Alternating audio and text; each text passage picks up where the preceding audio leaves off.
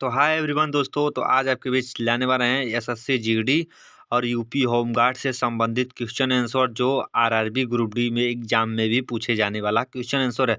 तो वो भी वेरी वेरी मोस्ट इंपॉर्टेंट है, जो आपके यूपी होमगार्ड और एसएससी जीडी में 100% पूछेगा।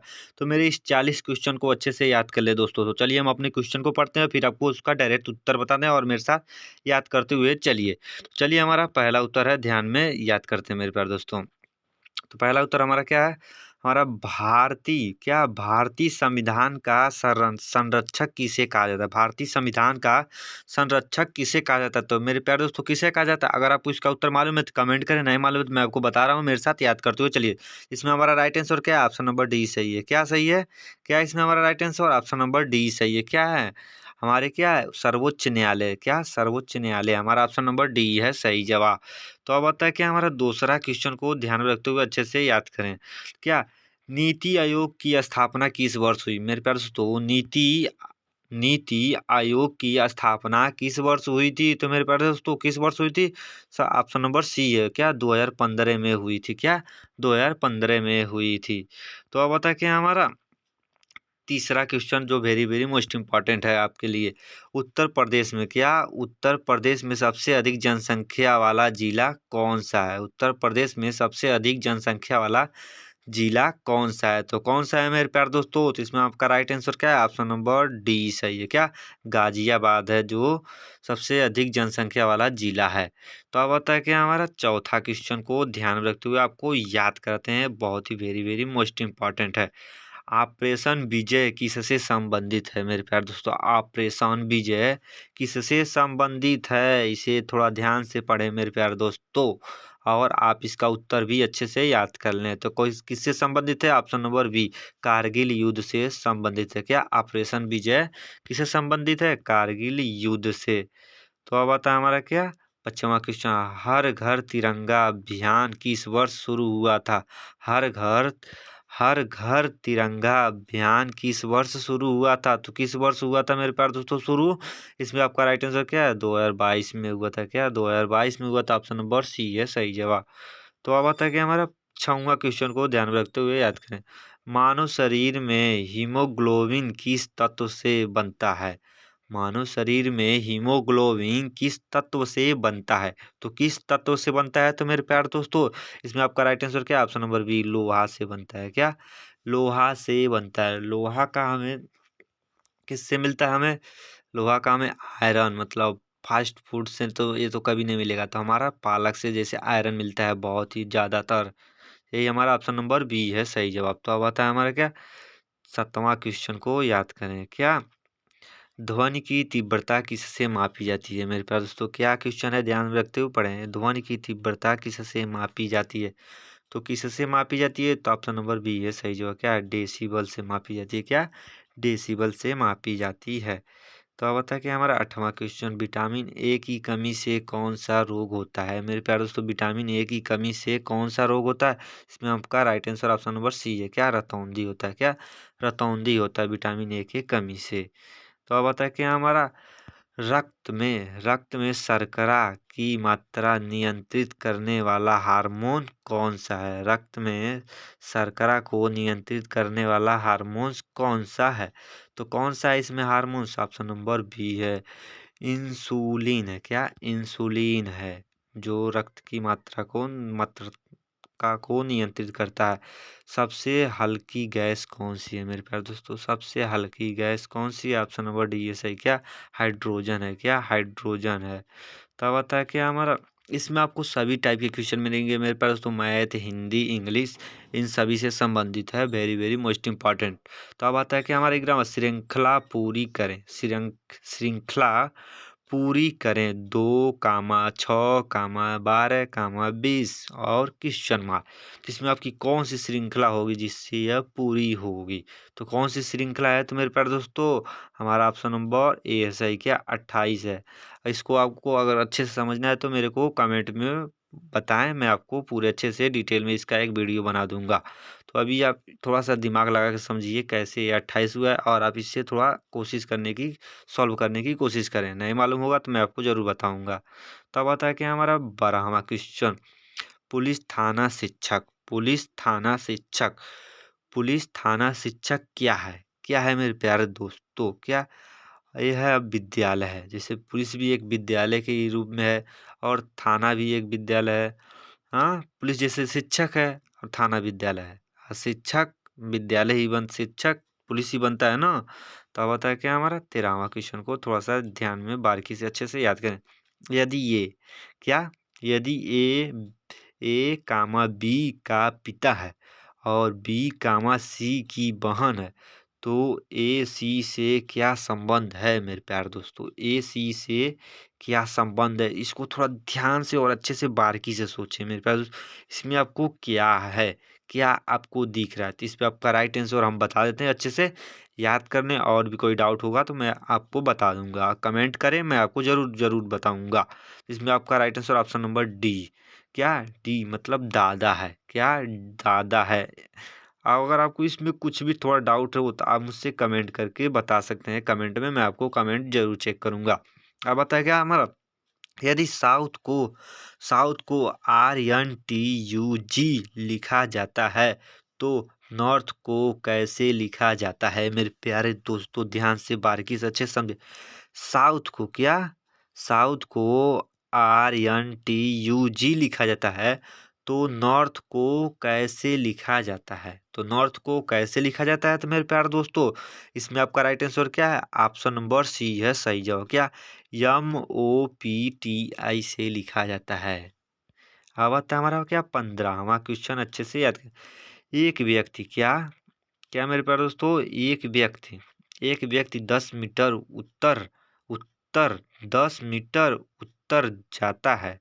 यदि एक व्यक्ति 10 मीटर उत्तर जाता है तो फिर दाएं 5 मीटर फिर पीछे 10 मीटर वह प्रारंभिक बिंदु से किस दिशा में है? वह प्रारंभिक बिंदु से किस दिशा में? ये बहुत टफ थोड़ा क्वेश्चन है, मैथ से संबंधित है। इसको थोड़ा अच्छे से बारीकी से इसको सॉल्व करके आप मुझे कमेंट करें। नहीं इसको सॉल्व कर पाते हैं तो आप मुझे कमेंट करें, मैं आपको ज़रूर इसको सॉल्यूशन अच्छे से एक्सप्लेन करके मैं आपको पोस्ट कर दूंगा और अच्छे से आप समझ पाएंगे। इसमें बस आपको क्या देखना है? इसमें आपको बस हमारा राइट आंसर देखना है। क्या है? इसे थोड़ा याद करते हुए डीपली चलें, क्योंकि ये वाला क्वेश्चन ज़्यादातर बोर्ड आपके SSC GD UP होमगार्ड में नहीं पूछेगा और आरआरबी ग्रुप डी में। तो थोड़ा बारीकी से अच्छे से लेकिन इसको भी थोड़ा याद कर लें। तो इसमें हमारा राइट आंसर क्या है तो मेरे प्यारे दोस्तों right answer option number D. क्या? पूर्व दिशा में होगा। क्या? पूर्व दिशा में होगा। अब आता है हमारा क्या 16वां क्वेश्चन। किस संख्या का 25% बराबर 150 है? संख्या क्या है? किस संख्या का 25% बराबर 150 है? 150 या 150 है? संख्या क्या है? संख्या क्या है? तो क्या है मेरे प्यारे दोस्तों? जल्दी से कमेंट करें। नहीं मालूम है मैं आपको बता देता हूँ। ऑप्शन नंबर ए 400 है। 400 है। यह मैथ वाला रीजनिंग क्वेश्चन आंसर है। बहुत ही वेरी वेरी मोस्ट इंपॉर्टेंट है। थोड़ा अच्छे से याद कर लें। दो संख्याओं का अनुपात 4 चार संबंधित 7 है। 4 संबंधित 7 है। यदि अंतर 30 है तो बड़ी संख्या क्या है? अंतर 30 है तो बड़ी संख्या क्या है? तो मेरे प्यारे दोस्तों ऑप्शन नंबर ए है सही जवाब। क्या? 70 है। क्या? 70 है। अब आता है क्या हमारा 18वां क्वेश्चन। ध्यान से रख के याद करें। एक ट्रेन 54 किलोमीटर प्रति घंटा की गति से चल रही है। एक ट्रेन 54 किलोमीटर प्रति घंटा से चल रही है तो वह 20 सेकेंड में कितनी दूरी तय करेगी? तो वह 20 सेकेंड में कितनी दूरी तय करेगी? तो मेरे प्यारे दोस्तों इसमें आपका right answer option number C है सही जवाब। क्या? 200 मीटर की दूरी तय करेगी। और इसका भी आपको सॉल्यूशन चाहिए तो आप मुझे कमेंट करें, मैं आपको जरूर इसको भी सॉल्व करके आपको मैं बताऊंगा। अब आता है क्या 19वां क्वेश्चन। यदि साइन 30 अंश बराबर 1/2 एक संबंधित 2 बोले या 1/2 बात बराबर ही हुआ तो कॉस 60 अंश का मान क्या होगा? तो कॉस 60 अंश का मान क्या होगा? मेरे प्यारे दोस्तों साइन का अपोजिट ही होता है। क्या? साइन का अपोजिट ही होता है कॉस में। तो इसमें आपका क्या राइट आंसर हो जाएगा? सेम वही हो जाएगा ऑप्शन नंबर सी। क्या? 1/2 या एक संबंधित 2 यही होगा। सी है हमारा सही जवाब। अब आता है हमारा क्या 20वां क्वेश्चन। क्या हुआ? 144 का वर्गमूल क्या है? 144 का वर्गमूल क्या है? तो क्या है मेरे प्यारे दोस्तों 144 का वर्गमूल? ऑप्शन नंबर सी 12 है। क्या है? 12 है। 12 12 होता है 144 होता है मेरे प्यारे दोस्तों। ये तो आपको भी मालूम होगा, बहुत ही सिंपल क्वेश्चन था। अमर शब्द का विलोम क्या है? अमर शब्द का विलोम क्या है? तो इसमें आपका क्या है? नश्वर है। क्या? नश्वर है। क्या है? नश्वर है। अब मेरे प्यारे दोस्तों ये हिंदी से संबंधित आ रहा है क्वेश्चन आंसर, जो 10 है, बहुत ही वेरी वेरी मोस्ट इंपॉर्टेंट है, अच्छे से याद कर लें। जो पढ़ने योग्य हो उसके लिए शब्द है। जो पढ़ने योग्य हो उसके लिए शब्द है क्या? पठनी। क्या है? Option number A. क्या सही हो जाएगा? पठनी होगा। क्या? पठनी। अब आता है कि हमारा 23वां question, very very most important. Neelkanth में कौन सा समास है? नीलकंठ में कौन सा समास है? कौन सा समास है? तो मेरे प्यारे दोस्तों ऑप्शन नंबर ए, बहुव्रीहि। क्या? बहुव्रीहि। ऑप्शन नंबर डी है सही जवाब। क्या? बहुव्रीहि समास है। तब आता है कि हमारा 24वां क्वेश्चन, राम ने रावण को मारा, इसमें कर्म कौन है? राम ने रावण को मारा, इसमें कर्म कौन है? इसमें कर्म कौन है? तो मेरे प्यारे दोस्तों इसमें आपका कौन सा कर्म है? रावण। ऑप्शन नंबर सी है सही जवाब। क्या? रावण।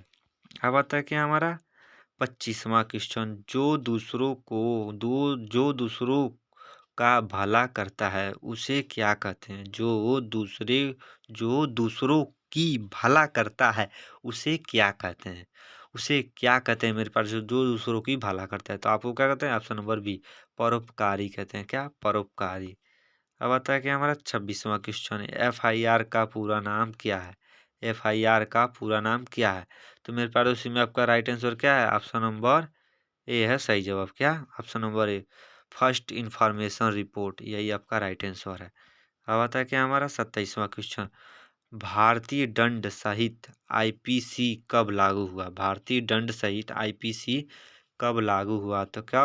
1860 में लागू हुआ। ऑप्शन नंबर बी है सही जवाब। अब आता है कि हमारा 28वां क्वेश्चन, सीआरपीसी किससे संबंधित है? सीआरपीसी किससे संबंधित है? तो मेरे प्यारे दोस्तों किससे संबंधित है? ऑप्शन नंबर बी है सही जवाब। क्या? दंड प्रक्रिया से संबंधित है। क्या? दंड प्रक्रिया से संबंधित है। गिरफ्तारी। क्या? गिरफ्तारी से संबंधित अधिकार किस अनुच्छेद में है? गिरफ्तारी से संबंधित गिरफ्तारी से संबंधित अधिकार किस अनुच्छेद में है? तो किस अनुच्छेद में है? तो मेरे पास तो ऑप्शन नंबर डी है सही जवाब। क्या? अनुच्छेद 22 में है। क्या? अनुच्छेद 22 में है। अब बता क्या, पुलिस का प्रमुख कार्य क्या है? पुलिस का प्रमुख कार्य क्या है? क्या है मेरे पास दोस्तों? पुलिस का प्रमुख कार्य ऑप्शन नंबर सी है। क्या? कानून व्यवस्था बनाए रखना। क्या? कानून व्यवस्था बनाए रखना। अब बता क्या हमारा 31वां क्वेश्चन, भारत का राष्ट्रीय आदर्श वाक्य क्या है? भारत का राष्ट्रीय आदर्श वाक्य क्या है मेरे प्यारे दोस्तों? ऑप्शन नंबर सी है सही जवाब। क्या? सत्यमेव जयते, यही है आदर्श का राष्ट्रीय वाक्य। अब आता है कि हमारा 32वां क्वेश्चन, विश्व का मानव अधिकारी दिवस कब मनाया जाता है? विश्व का मानव अधिकारी दिवस कब मनाया जाता है? तो ऑप्शन नंबर सी है सही जवाब। क्या? 10 दिसंबर को मनाया जाता है। अब आता है हमारा क्या 33वां क्वेश्चन, ब्लू क्रांति किससे संबंधित है? ब्लू क्रांति किससे संबंधित है? तो किससे संबंधित है? तो मेरे प्यारे दोस्तों ऑप्शन नंबर यू, मत्स्य पालन। क्या? मत्स्य पालन से संबंधित है। अब आता है कि हमारा भारत का सबसे ऊंचा बांध कौन सा है? भारत का सबसे ऊंचा बांध कौन सा है? तो मेरे पास दोस्तों टिहरी बांध है। क्या? टिहरी बांध है सबसे ऊंचा। अब आता है कि हमारा 35वां क्वेश्चन, जो वेरी वेरी मोस्ट इंपॉर्टेंट है, मानव शरीर में सबसे छोटी हड्डी कौन सी है? मानव शरीर में सबसे छोटी हड्डी कौन सी है? तो कौन सी है? तो मेरे पास तो ऑप्शन नंबर बी है सही जवाब, स्टेप्स। क्या? स्टेप्स है। अब आता है कि हमारा 36वां क्वेश्चन, ओजोन। क्या?